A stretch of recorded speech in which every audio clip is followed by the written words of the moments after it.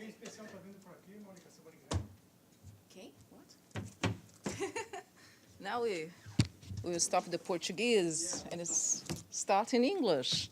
So, hello everyone, good afternoon. I must start by saying happy World Press Freedom to all media and press professionals here and around the world. It's our day, and I will start with a travel announcement. The President of the General Assembly will travel later today to Central and West Africa. Ms. Espinosa will start her official trips in Chad on 4th May, where she will meet the country's President, Idriss Déby, the Ministers of Foreign Affairs, and other members of the Cabinet. In Jamena, Ms. Espinosa will also speak to representatives of the UN and civil society. After concluding her travel to Chad, the PGA will proceed to Abuja, Nigeria, on 6 May. Ms. Espinosa will be received by Nigerian President Muhammadu Buhari, members of the government, and will talk to students at the University of Abuja on the role of multilateralism and how to respond to global challenges in a fast-changing world. In Nigeria, the PGA will also meet UN officials and participate in a discussion with women on their role in promoting multilateralism. On 8 May, Ms. Espinosa will arrive to Ghana, her last stop in this official travel to Africa. She will hold meetings with the country's president, Ms. Nana Akufo-Addo, the Minister of Foreign Affairs, the Speaker of the Parliament, representatives of civil society, and UN officials. The PGA will depart from Accra, Ghana's capital, on 11th May to return to New York. Whilst in Africa, she will grant interviews to national and international media outlets and hold press conferences in the 3 countries. Her delegation is composed by her chef de cabinet, a senior advisor, a communication specialist, 3 media professionals, and her personal assistant. All travel costs are being covered by PGA's Office Trust Fund. And this morning, Ms. Espinosa has presided over the commemorative events to pay tribute to the victims of the terrorist attacks of Easter Sunday, 21st April, in Sri Lanka.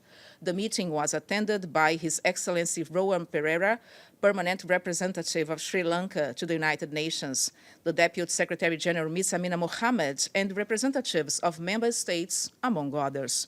The PGA spoke about the horrific attacks against Christian churches and hotels, which killed at least 250 people in Sri Lanka and left hundreds of others injured. Ms. Espinosa said that targeting worshippers, families, workers, and holiday makers on a day celebrated by Christians around the world, as well as Sri Lankans of all faiths, was cowardly and despicable.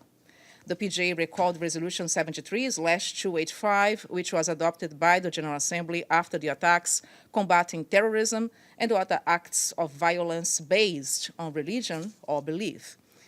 She said that the event today was also an opportunity to express our solidarity with Sri Lanka, first and foremost, but also to strengthen our resolve to combat violent extremism. And today, Ms. Espinosa joins media and press professionals around the world to mark World Press Freedom Day with a call for protection and support for journalists everywhere. In her remarks in a meeting earlier today with the presence of permanent representatives to the UN and the president of the UN Correspondents Association, Ms. Valeria Robeco, the PGA explained that she was marking this World Press Freedom Day with a heavy heart and mentioned the UNESCO Observatory figures of 99 journalists murdered last year, whilst hundreds were intimidated or imprisoned. The PGA noted that media space shrinks across the world as restrictive laws and policies are enacted, and media workers and their families are subjected to threats and reprisals. Ms. Espinosa stressed that women are disproportionately affected, contending with sexist abuse, sexual harassment online, as well as physical, sexual violence, including rape. Too often, According to the PJ, these attacks go unpunished. Mrs. Espinosa concluded her remarks by saying that high-quality journalism and diverse media is needed more than ever at a time when extremism, hate speech, and lies is spread like wildfire. The PJ remembered that journalists hold up a mirror to society, and they are the ones who tell the stories that need to be told.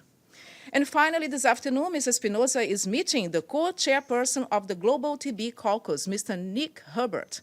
Early this evening, Mrs. Espinosa will fly to Africa for her official trips. And this is everything from us. Do you have any questions? You don't? Masood, do you have your mic? Your microphone. Yes, go ahead. Sorry.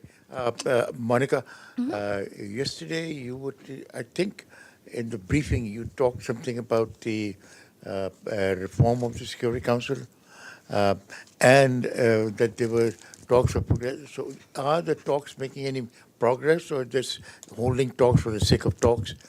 What is the PGA's opinion on that?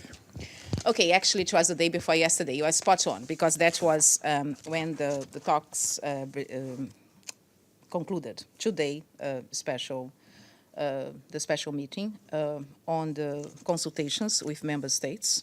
And it's hard to say to you, Masood, if there is any progress or what is exact, because there's, because the negotiations are being conducted by member states at this moment. There are no records of what is being discussed. Everything is actually being put in together by the co-facilitators. As you are aware, the United Arab Emirates and also Luxembourg. And comprehensive report will be published by June.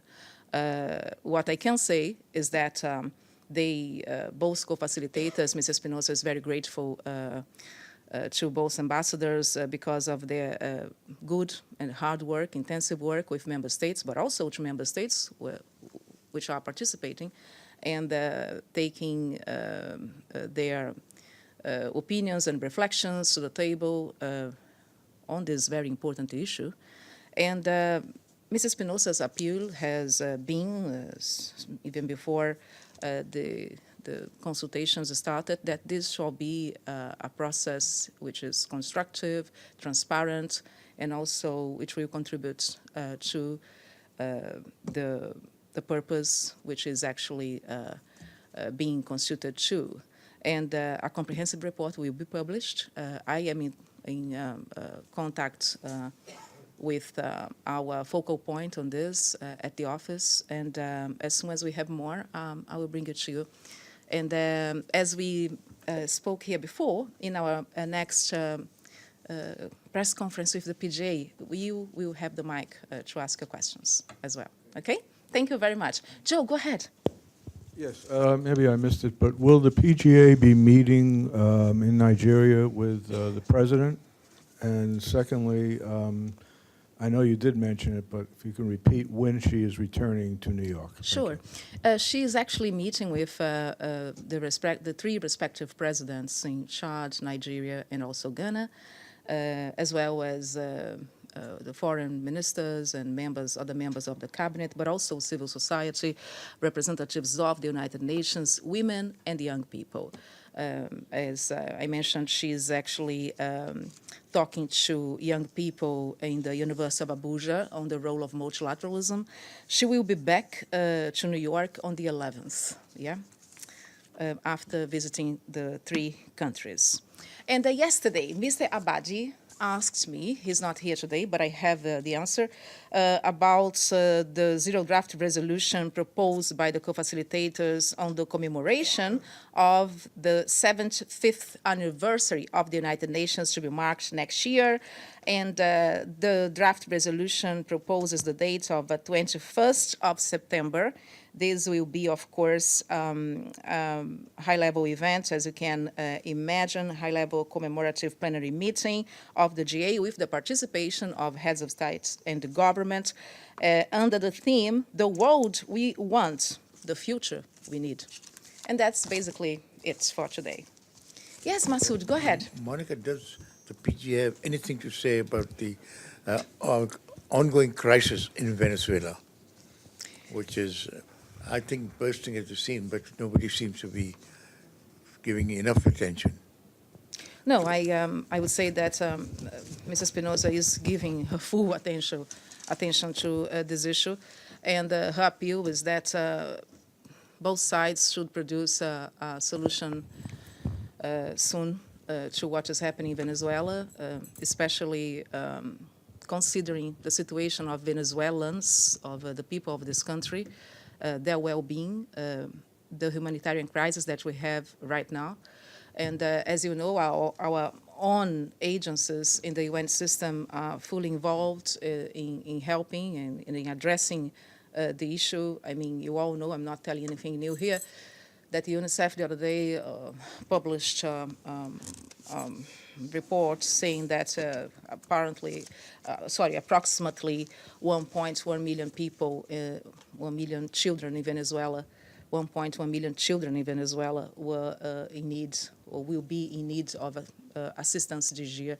So this is a serious situation. She is following closely what is happening, and her appeal continues to be the same. She is looking and seeking for both sides or all sides across the board to seek a constructive dialogue to bring an end to this crisis. There is no military solution. The solution is a diplomatic one, is a political one, and that has to be sought. Okay. Oscar, go ahead, and then I have Harrison. I'll finish with Carla because Stefan Dujarric is already there, and we have a guest from Mozambique, I understand. Oscar, go ahead. Yes, Monica, to follow up on Venezuela, and you said that there's no military solution in Venezuela, but since the incident happens in Venezuela, the repression from Nicolas Maduro has, according to the UN report, has been leading like 5 people being dead, including 2 kids in this, and basically which non-military intervention we are talking on this situation, where yesterday Nicolas Maduro, he marched with 4,500 troops, and to show how his power. On the sides, Juan Guaido, he's marching with his people and looking for the end of this regime in Venezuela. And your question is? My question is, what is the PGA reaction on this, or what is the impression of the situation, basically? I think the points you make and what we have been following and seeing through media reports, but also through the contacts that exist, only reinforces the appeal made by the PGA. A constructive dialogue must be sought immediately to end the crisis, to end the suffering of the Venezuelans, and a political, diplomatic solution is the answer. That's what she says, and I think it only reinforces what you just said. Yes, Carla, and I finish with Harrison. Steph? Thank you. Mm-hmm. Okay, Carla, go ahead. Thank you, Monica. Has the Secretary General reviewed Jeffrey Sachs's report, which attributes the humanitarian crisis in Venezuela to the U.S. sanctions and not to the Maduro regime? And according to Jeffrey Sachs, 40,000 people have died. This deliberate policy of crushing the people of Venezuela to force regime change. And as a follow-up question, Juan Guaido called for a military overthrow of Maduro. And in this country, if anybody did that, they'd be in jail or executed for treason. What has the Secretary General to say about this view? I think we're going to find out what the Secretary General has to say very soon when Stefan Dujarric comes to the podium. Let you know. Harrison, your last question? Okay, thank you, Monica. So, Yes. I didn't hear you say The SG isn't reading Yes, it. go ahead. what Guys, just a quick question. Just a quick. the yeah, agenda go of ahead. the PGA's meeting with President Muhammadu Buhari. I didn't hear Yeah, you say. she is. Actually, she is. And No. we are going to bring the date, when she is in Nigeria. And we will bringing to you, although she will be there, but I will be here. And we'll bring to you every day information about the trip and her meetings, readouts, etc. For you. So she will be in Nigeria from the 6th to the 8th of May. Okay. Yes. It's all Thank right. you very much, thank and I you. see you soon. And I think you have a question from Carla. Thank you very much. Thanks. Monica. Sorry?